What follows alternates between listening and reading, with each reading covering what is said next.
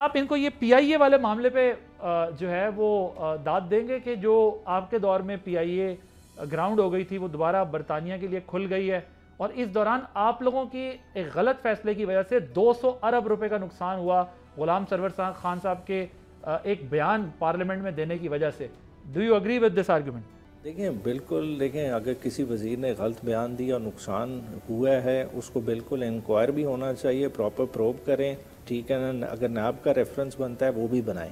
مگر مسئلہ کیا ہے کہ ہم ساری چیزوں کو جو ہے نا انڈر دا کارپیٹ ڈالنے کے عادی ہو گئے ہیں. بات ہے آپ نے 200 ارب کی بات کی ہے نا، چینی کی روپے 1 روپیہ قیمت بڑھے نا تو انڈسٹری کو 2 ارب روپے کا منافع ہوتا ہے.